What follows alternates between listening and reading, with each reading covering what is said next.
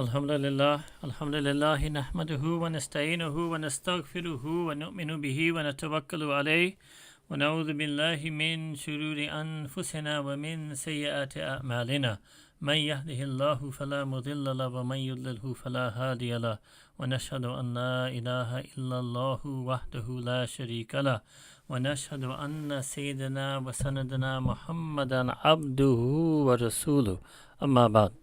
فأعوذ بالله من الشيطان الرجيم بسم الله الرحمن الرحيم يا أيها الذين آمنوا كتب عليكم الصيام كما كتب على الذين من قبلكم لعلكم تتقون أياما معدودات صدق الله العظيم اللهم صل وسلم وبارك على سيدنا محمد وعلى آله وصحبه وأمته أجمعين.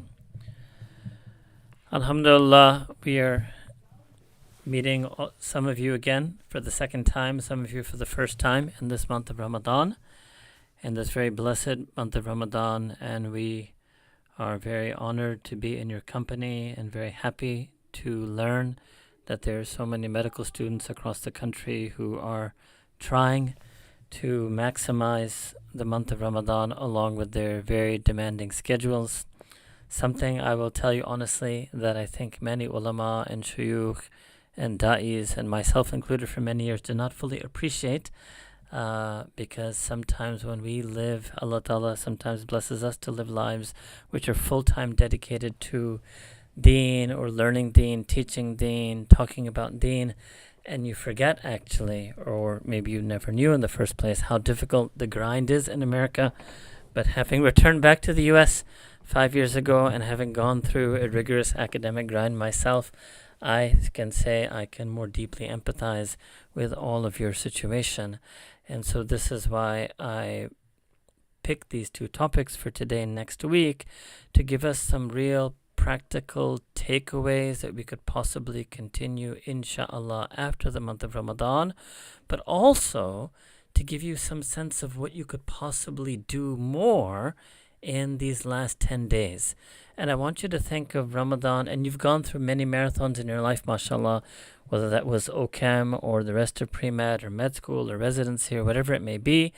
And I want you to think of Ramadan as it was really a 30-day marathon, and the last 10 days is like a sprint. And the last 10 days, you do want to reach a peak, which no doubt you're not going to be able to sustain afterwards. But there is something about entering the zone. And all of us, most of us, all of us probably, alhamdulillah, mashallah, only with the karam and fazl and tawfiq of Allah subhanahu wa ta'ala, know what it means to enter a zone, because we've entered the zone for dunya. Maybe there have been times you've been up for 24 hours, 36 hours on a double shift, right? Maybe you studied really hard and you just felt you understood everything, or your ACE exam. You have entered the zone for the sake of dunya. And this is what we want to beg Allah subhanahu wa ta'ala as we are on the cusp of entering the last 10 days and nights, that Ya Allah subhanahu wa ta'ala, I want to enter the zone for deen. If I have a heart that feels, if I have a mind that imagines, I want every aspect of myself, my spiritual self, my intellectual self, my creative self, my aesthetic self, my every aspect of my very being, from my outer self to my inner core. I wanted to enter a zone in Ramadan al-Kareem where I just feel the maximum amount of qurb and nearness to you, and I get the maximum rahmah and mercy and maghfirah and forgiveness from you. And so the topic for today is Quran al-Kareem. Now this is an endless topic, and this is a very much longer topic that I'd wanted to give, but I'm going to give a shorter version today, inshallah. I think everybody knows the connection with Quran and Ramadan. Allah subhanahu wa ta'ala himself has said in Quran al-Kareem, Shahr Ramadan alladhi unzila fihi al-Quran, that the month of Ramadan is the month in which Quran al-Kareem was revealed. And the ulama have so many beautiful ways in which they've explained this relationship. And it's, the Quran being revealed in Ramadan increases the sha'an, or the splendor or majesty of the month of Ramadan. But also, again, Ramadan being the month in which the Quran al-Karim was revealed also gives a special additional mercy to the Quran al-Karim itself. And you might remember last year, one of the things, because I remember I definitely shared this with you, and that is that, there are certain sacred spaces in our deen, such as Makkah Mukarramah, Baytullah, the Kaaba itself, Medina Munawwara, the Rawda of Rasulullah sallallahu alaihi wasallam, his blessed self. And there's some sacred, so those are some sacred places, and most relevant to today, Baytul Muqaddas. May Allah Ta'ala, Baytul Maqdis or Baytul Muqaddas, however you like to pronounce it, Quds Sharif, Jerusalem, may Allah Ta'ala preserve it and protect it. And that's another, if I get started on that topic, but really something for us to make dua for, because ultimately the target of this whole horrific project is actually East Jerusalem, right? Gaza and the West Bank are just preliminaries. Khair, that will be a whole other topic, and I have given talks on that already that you can access on the YouTube channel, inshallah. So some sacred places and some sacred times. And one of those sacred times is the month of Ramadan. So in Arabic grammar, this is known as zarf, zarf-i makan and zarf-i zaman, a container of space and a container of time. So I want you to imagine that existing in the month of Ramadan. Imagine if Allah subhanahu wa ta'ala, out of His blessing and mercy, grant you to be right in front of the Kaaba, or the door of the Kaaba opened for you and you were inside the Kaaba, or the gates of Masjid Nabawi opened for you and you were brought, and even the gates of the Rawda Anwar was open for you and you got to actually enter, as some people get to do, the actual compound of the Rawda, and you were there for 30 days and 30 nights. That's what Ramadan is. The time of Ramadan is as magnificent and as amazing as the space or place of Makkah Mukarramah and Medina Munawwara. This is what I shared with you last year. Something new now for this year is that I also knew for me, because I only learned it this month, that one of the ulama, they wrote that just like every verse of Quran and every harf, every letter of Quran has its own special nur, its own rahmah, its own light, its own mercy, its own grace, its own blessing. Just like that, every lamha, every sa'a, every moment of Ramadan has its own majestic splendor and nur. Allahu Akbar. And that makes us reflect on the second part of the verse that I recited. Maybe I didn't recite, but ayyama ma'dudat, that the month of Ramadan and this act of fasting in the month of Ramadan is for ayyama ma'dudat, for limited days, for a numbered days. And just think that how many moments of our Ramadan have already passed, how many special, unique, if we were to take that view of that alim, how many special, distinct, discrete, unique majesties and splendors have already passed from us. So the Quran al-Kareem and the month of Ramadan.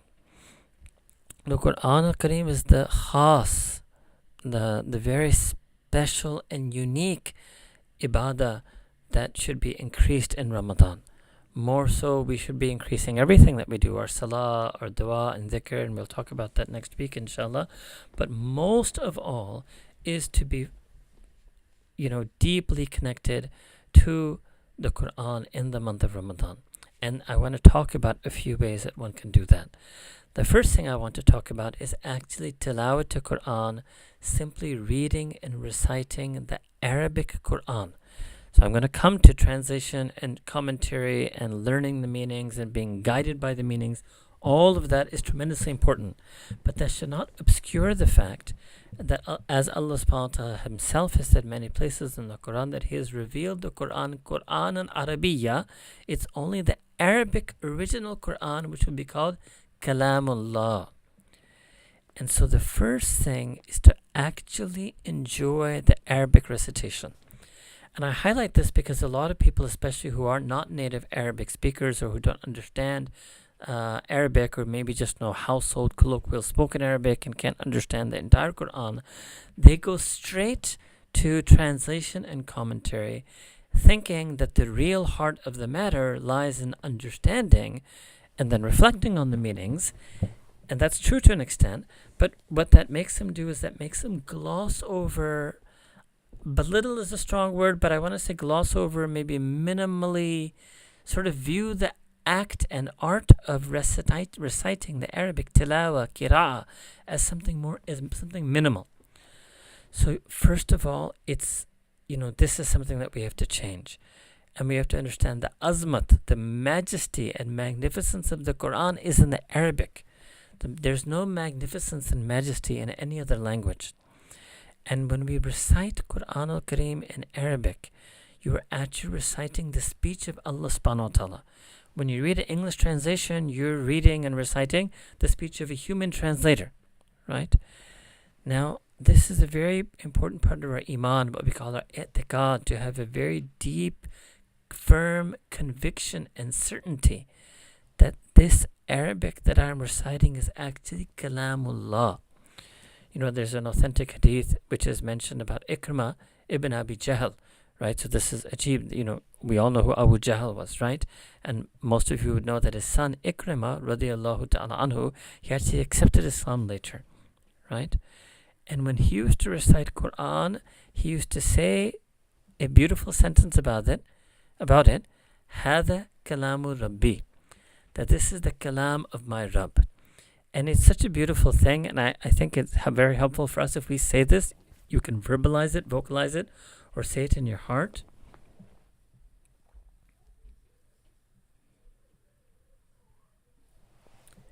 But to say this in our heart before, or vocalize it before we recite Quran al-Kareem.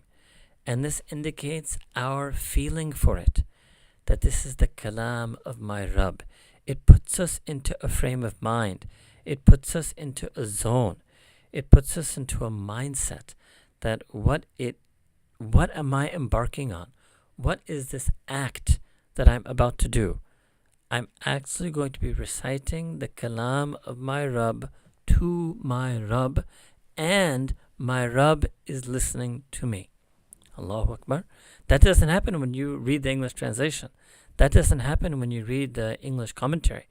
That happens only when you read the Arabic original Quran al-Kareem.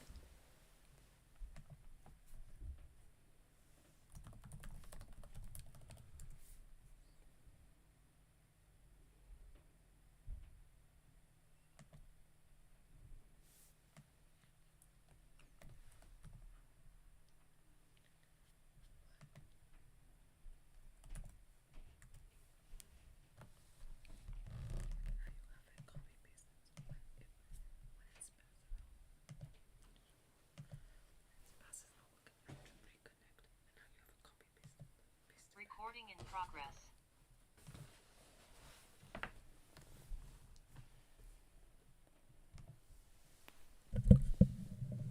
So I think I was lost.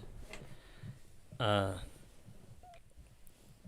I was saying that we should to focus on the Arabic recitation, because only the original Arabic of Quran is Kalamullah. So I was mentioning a hadith which describes Ikramah, who was the son of Abu Jahl. And Ikramah, he accepted Islam later, radiallahu ta'ala anhu, and became one of the Sahaba. And he used to say, when reciting the Quran, he used to say, Hada kalamu Rabbi, that this is the kalam of my Rabb. And this is something that I think is such a beautiful sentence that we should try to verbalize, vocalize, and feel in our heart when we recite Quran. It puts us in a state, remember that zone I was talking about, puts us in a frame to understand what is it I'm about to do. Hada kalamu Rabbi, this is the kalam of my Rabb, and I am going to recite it to my Rabb, and my Rabb is going to be listening to me. Allahu Akbar. This, you can't say this about the English translation. You can't say I'm reciting the English translation to Allah subhanahu wa ta'ala and He's listening to me recite the English, right? Or study the English commentary, or even the Arabic tafsir for that matter. Hada kalamu Rabbi. Allahu Akbar. It's an itiqad, it's an understanding.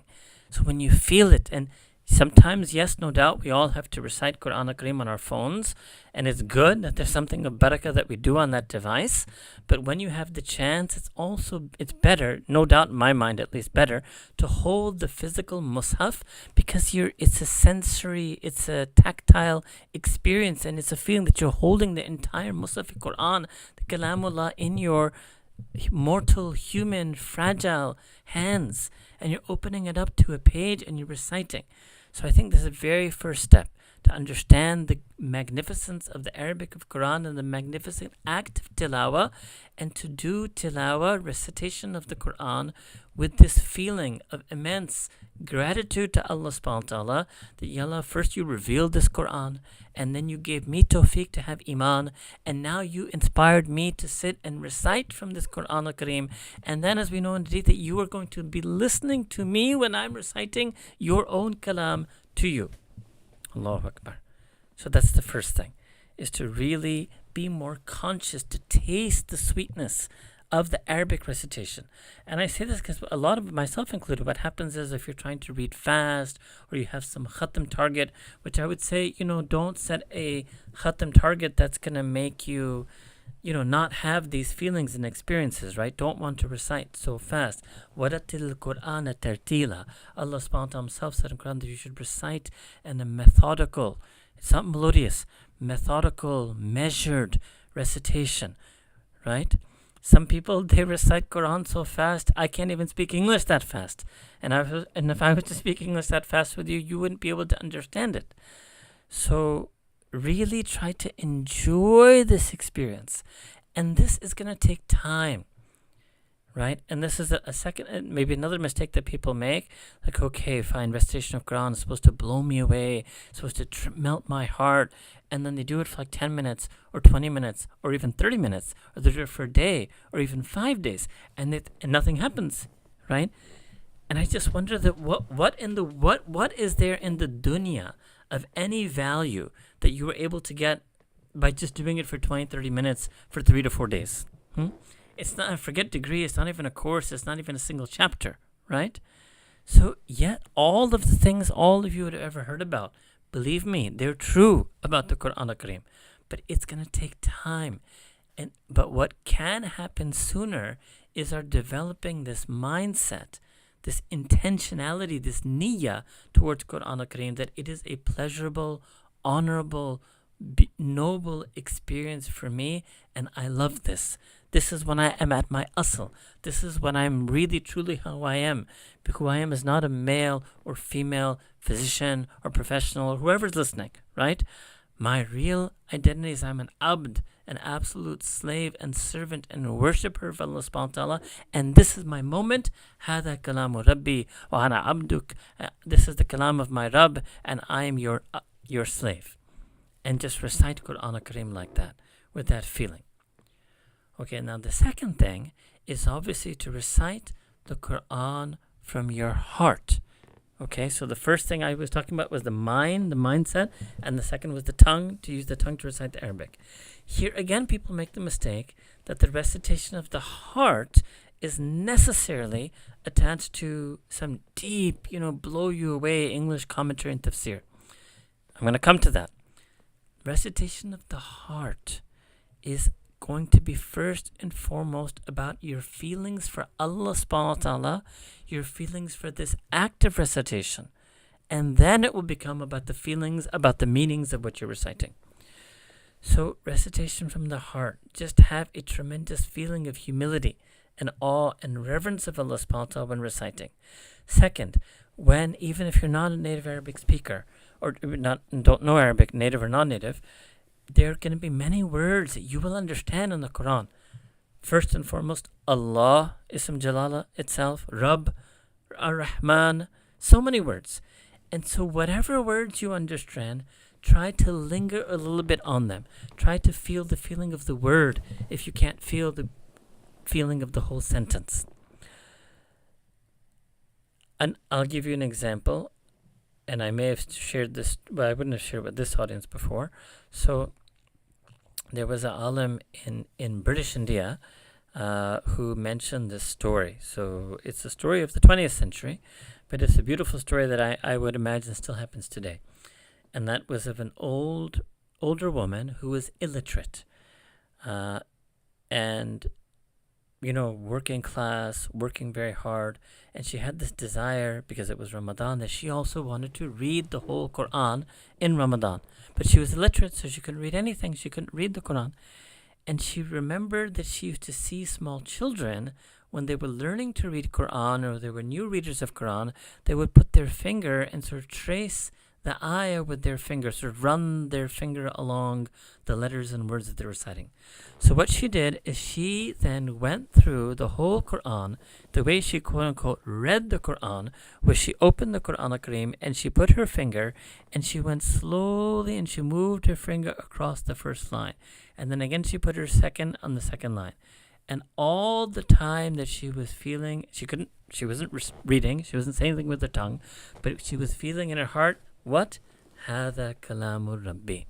هذا الحق. This is the kalam of my Rabb. This is true. I believe in it. This is my Quran. This is a message to me. This is from my Rabb to me. All she had was these feelings. She had no feeling based on the meaning because she couldn't even recite the wording. Allahu Akbar. And she, in that way, and she did it slowly, she, over the course of the month of Ramadan, read the entire Quran, quote unquote, read the entire Quran al-Kareem. Allahu Akbar. That was her khatam, right? And believe me, I can just imagine, and I hope you all can imagine how much feeling she would have felt and how much Allah subhanahu wa ta'ala, if me and you are, feeling so much love for that Muslim sister, how much love Allah subhanahu wa ta'ala would have felt for her. But I also tell you rationally, she didn't understand a single word of what she read, right? But that heartfelt recitation must have transformed her life. So this is also part of what it means to have a heartfelt recitation of Quran al-Kareem. And it's a beautiful story that also illustrates that the Quran al-Kareem has been revealed by Allah subhanahu wa ta'ala for everyone. It's not just for the ulama who know tafsir, or it's not just for the students of knowledge who know Arabic, or it's not just for quote-unquote educated people. Everyone, right up from that story I gave you, right up to the Anbiya alayhim as-salam ajma'in themselves, and Sayyidina Rasulullah sallallahu alaihi wasallam first and foremost, right? Constantly engaged in Quran al-Kareem. So everyone will benefit from this act of heartful recitation to Quran al-Kareem. All right. Then yes, the next thing is to understand the Quran al-Kareem. And really, I'm telling you, everybody talks about this, but very few people are able to do it, right? People love to just go start with this, that, you don't understand Arabic, read the translation, the commentary. But all of us know how many people truly, methodically, rigorously study the translation and commentary. It's very few. And my own analysis would be that it's because they haven't done that first step. And I have seen it in my own experience and experience of other people, the people who do that first step, who truly honor the Quran al-Kareem with Arabic recitation and with feelings, Allah subhanahu wa ta'ala then himself grants him tawfiq and hidayah and brings him to the second step, which is Allah subhanahu wa ta'ala puts a barakah in their time and an unquenchable thirst in their heart that then they go after and seek the translation and commentary of the Quran, and they're able to reflect on the meaning, and they're able to be guided in their own lives by that meaning. So that is the next step. And I think that's important to also do in the month of Ramadan. So this first thing of balance I had mentioned was not to set a target of so many khatams that you recite too fast. And the second thing is, along with your recitation, you should set aside some time. Some might even say up to equal time, right? But that's just a range. Some time for up to half the time, let's say, for translation and commentary. And it might be that your goal in Ramadan is to recite the entire Quran and only do the translation and commentary of portions of it. You might pick out certain surahs, let's say Surah Kahf, Surah Yasin, Surah Hujurat, Surah Nur. I'm giving you suggestions also, but it can be others, surahs as well. And you might just want to do the understanding part from certain surahs. And then when you do that, yes, it's a translation. And, depending on the commentaries you have access to and you consult, there can be more or less detail. But what you really want to do there also is whenever you first learn something or understand something, you want to make dua to Allah subhanahu wa ta'ala. That, Ya Allah, now that I understand the meaning of this verse, let me reflect on it in a way that you, Allah subhanahu wa ta'ala, guide me to the way this verse can guide me in my life, right? And it's a constant turning to Allah subhanahu wa ta'ala, because we have to understand, and it's a mistake that people make, that they think that, okay, I don't know the Quran, but if I were, and a lot of educated people, we make this mistake, because I think we have over-exaggerated senses of our intellectual abilities due to our worldly educational achievements and accomplishments. And we sit here and we think that, look, if I didn't study, so I did my work is in history and philosophy, you people do medicine. If I hadn't studied that, if I spent all that time instead on understanding the Quran, I would have understood the Quran so amazingly and be completely guided by it. Not necessarily. Quran is different. Unlike biology or chemistry or philosophy or history, which are subjects that almost entirely fall within the realm of our intellectual ken, our ability to understand with our mind, the Quran al-Karim has two layers of understanding. One is, yes, the intellectual understanding, which is through academic study. But then there's a second, equally important type of understanding which Allah subhanahu wa ta'ala creates. And I'm not talking about some mystical unveiling or some radical new meanings. I'm talking about the hidayah. The transformative effect, the guidance that comes into a person's heart when they really learn the meanings with the right intention, which is that I want to change my life, everything that I do and say and feel and think and aspire to, and make it aligned entirely with the pleasure of Allah subhanahu wa ta'ala. And when a person approaches the study of Quran like that, then Allah subhanahu wa ta'ala sometimes inspires them with certain nuances in that meaning. Nuances doesn't mean, again, I'm not talking about some academic understanding that nobody ever had. Nuance is that how it's relevant to me, how that guides my life. I'll give you even the more, I'll just give you an example right now, and I'll just create an example. Even a verse, all of you know this verse, Inna lillahi wa inna ilayhi raji'un, right? To Allah subhanahu wa ta'ala, we all have come to Inna lillahi, we are all from Allah subhanahu wa ta'ala, to Allah subhanahu wa ta'ala, we are all going to ultimately return. All right. All of you knew the translation of this before, but now I want you to think back, and probably in our lives, there were so many times, even in the past year, when this verse could have guided us, when remembering this meaning could have guided us, could have maybe calmed us down, could have given us perspective, could have given resilience. Think of all the words that people talk about today, right? In terms of whatever personal wellness, productivity, mental health, etc. This verse has such power in it. Yes, the meaning of it, the deep, reflective meaning of it, but only if it transforms us.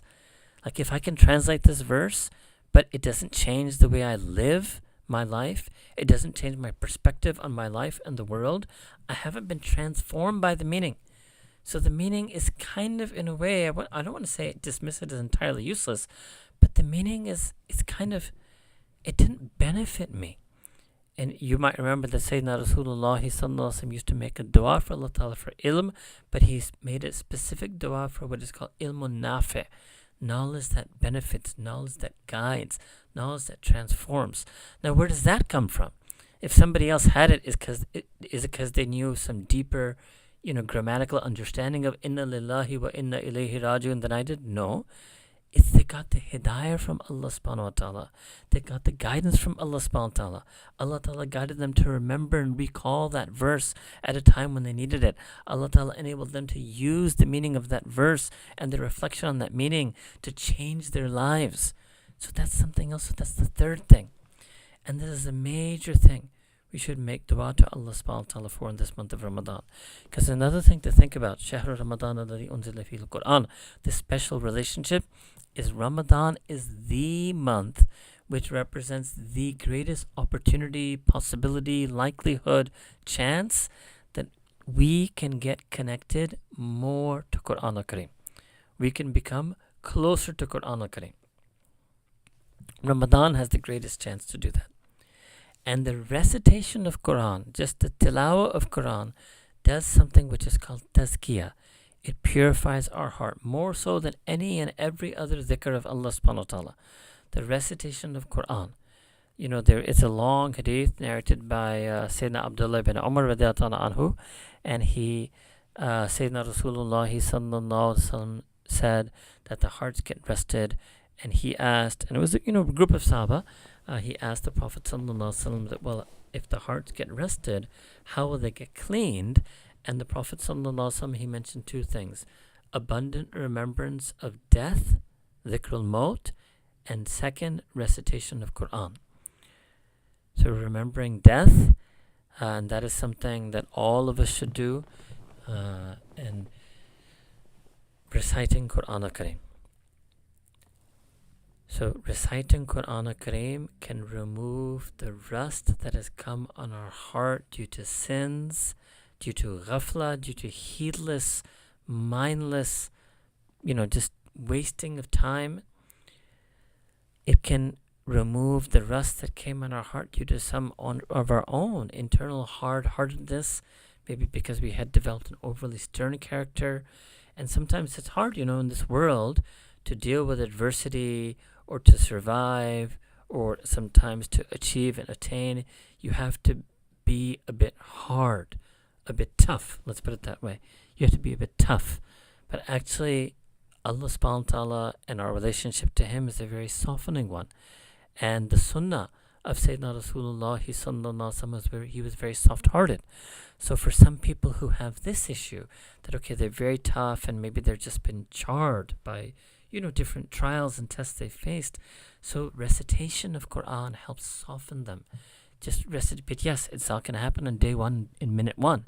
But continual recitation, however little you can do, however much you can do, right?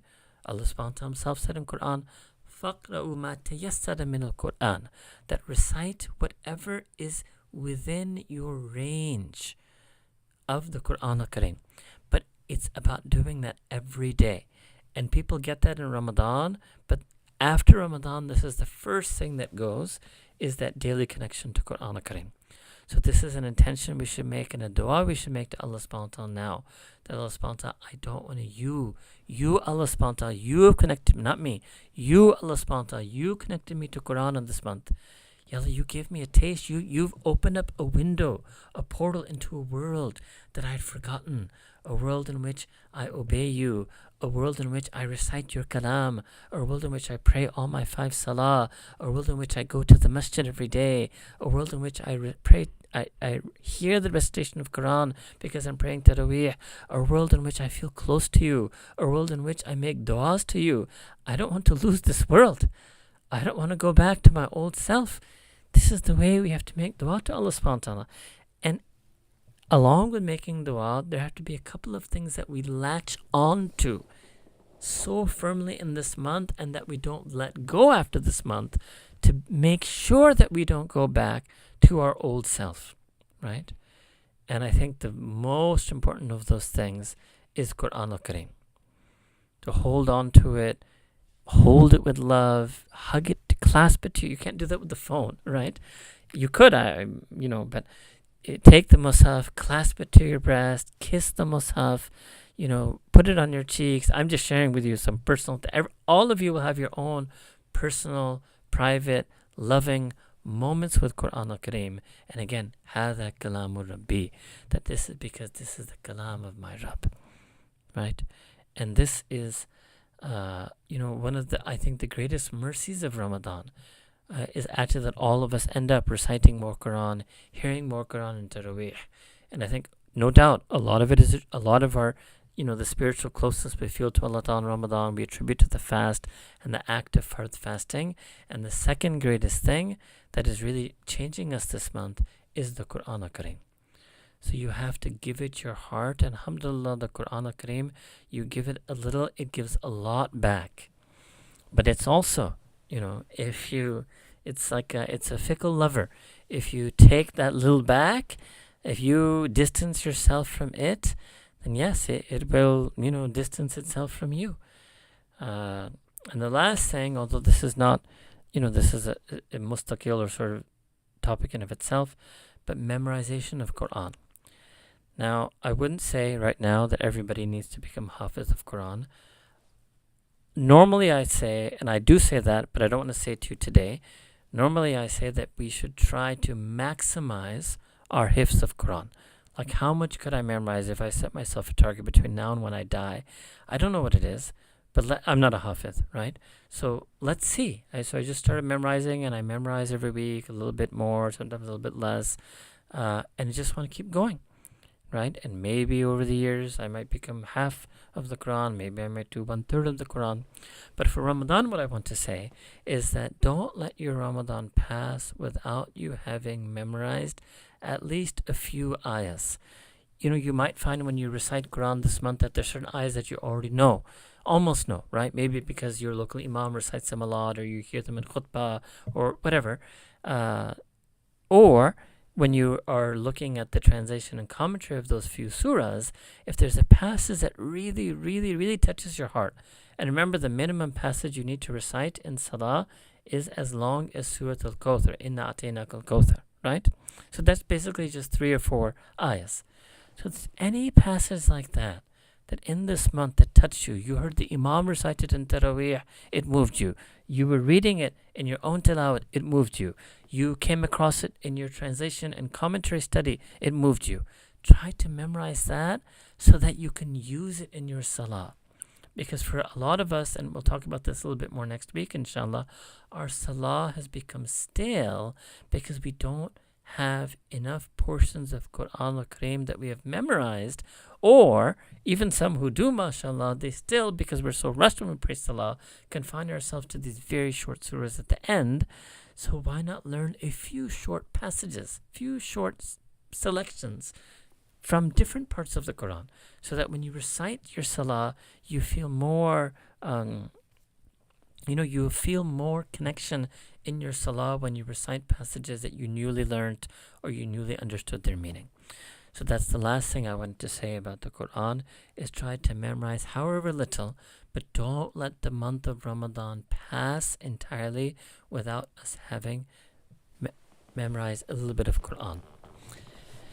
And now the last thing I want to say, because I think no talk of ours should ever be empty of this, is that we should all make dua for the people of Gaza and Palestine and the West Bank and the people of Sudan, and make dua for all of the Uyghurs and Rohingyas and all of the other mustad'afin.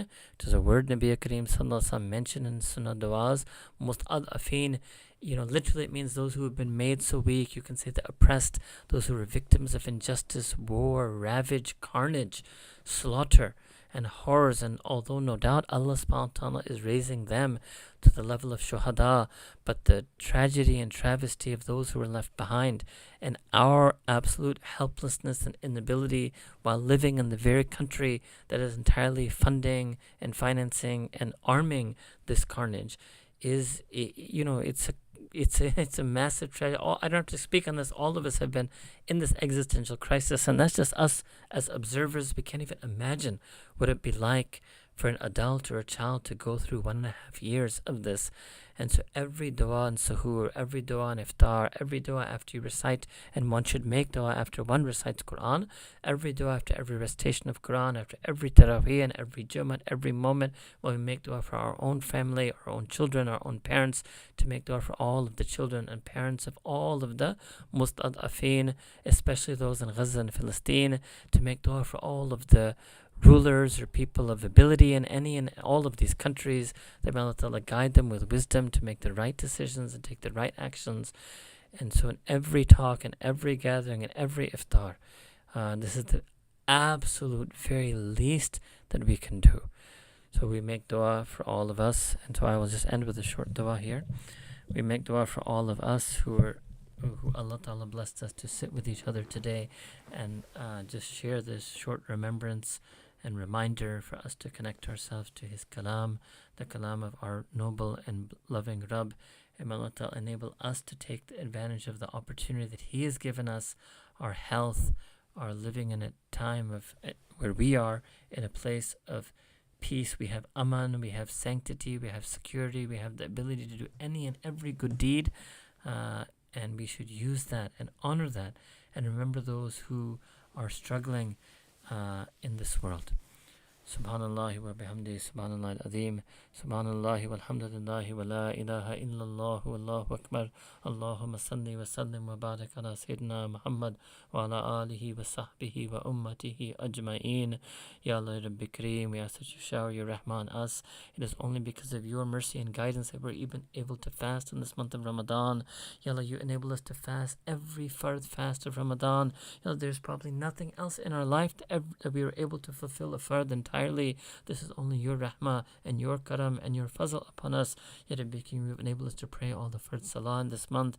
You've even enabled us to recite and listen to some Quran this month. You've enabled us to feel and taste a closeness to you that was missing from us prior to this month. All of this is from you, Ya Allah, and we take it, Ya Allah. We welcome it, Ya Allah. We cherish it, Ya Allah. We want to clasp it so strongly to our breasts and hearts we never want to lose it, Ya Rabbi Kareem. Ya Allah, after this month passes, we will be even more need of your guidance, more need of your mercy. Ya Rabbi Kareem, keep us close to you. Keep us firm on deen, steadfast on deen, established on deen. Help us always have a deep, loving, lasting relationship with Quran al-Kareem. Help us to always remember you with feeling and humility in our salah. Help us to be people of dua and dhikr. And Ya Allah, raise us and strengthen us so that we can be a people of khidmah of the ummah, Ya Rabbi Kareem, that we can help the needy and oppressed, Ya Rab, that we can counter the unjust in their injustice, Ya Rab, that we can become people of amr bil ma'ruf and nahy al munkar, Ya Rab. Ya Allah, we make dua for all of the ummah, all of the mustad'afin, especially for the Ahl Gaza and Palestine, and the Ahl Sham and Afghanistan, and the Ahl Sudan, and the Uyghurs and the Chechens and the Rohingyas, and there became so many, Ya Rab, that you alone know who they are. Ya Allah, they are in a state of absolute dire need, but you are their Rab, you are their wali, you are their wakil, Ya Rab. We ask that you protect them, Ya Allah. We ask that you nurse them, Ya Allah. We ask that you strengthen them, Ya Allah. Ya Allah, we ask that you raise once again from this ummah those powers and abilities that can do rad of the zulm of the zalimeen, Ya Rabbi Kareem. Ya Allah, we ask that you enable us to be grateful, Ya Rab, for all the ni'mas you have given us, all the safety you have given us, all the food you have given us, the fact that all of our family members are intact and alive, this honor that you have given us, the fact that we are free from bombing and shelling, the safety that you have given us. Ya Rabbi Kareem, let us not waste this time. Let's not waste these precious moments of Ramadan. Ya Rabbi Kareem, grant us every newer of every moment of this month of Ramadan. Ya Rabbi, these last 10 days are coming. The 5 odd nights are coming. Laylatul Qadr is coming. Ya Rabbi Kareem, we have been struggling, Ya Rabbi, spiritually all year. We were hoping that we would remain alive for this moment. Ya Rabbi Kareem, we are on the cusp of these last 10 days and nights. Ya Rabbi Kareem, give us tawfiq, Ya Allah. Free up our time, free up our hearts, declutter our minds. Let us spend as much time as we can in your remembrance and worship in these 10 days and nights, in the service of the ummah in these 10 days of nights. Ya Rabbi Kareem, let these coming 10 days and nights transform our hearts and transform our souls, Ya Rabbi Kareem. Let us become from your salihin mu'mineen, from your muttaqeen mu'mineen. Let us fulfill the mission you set for us in Ramadan. لَعَلَّكُمْ تَتَّقُونَ Ya Rabbi Kareem. Ya Rabbi, we ask that you grant us ease in our affairs of dunya so that we can become strong on deen. We ask that you give us success in our affairs of dunya so that we have more free time to be more successful on deen. Ya Rabbi, we ask you to protect us from the hasad of the hasideen, the shar of the ashrar, the fitna of the time, and the coming fitnas to come, Ya Rabbi Kareem. Ya Rabbi, we are barely surviving these current fitnas. We only can turn to you for help and salvation, Ya Rabbi Kareem, and we ask that you save us from the fire of Jahannam. Allahumma ajirna min an-nar. Ya Rabbi, we ask that you grant us Jannat al-Firdaus. Allahumma inna nas'alaka al-Jannat al-Firdaus bighayri hisab, Ya Rabbi Kareem. We ask that you accept and honor all the du'as and all the pleas of all of those who are listening, Ya Allah. ربنا تقبل منا إنك أنت السميع العليم وتب علينا إنك أنت التواب الرحيم وصلى الله تعالى على حبيبه سيدنا محمد وعلى آله وصحبه أجمعين برحمتك يا أرحم الراحمين.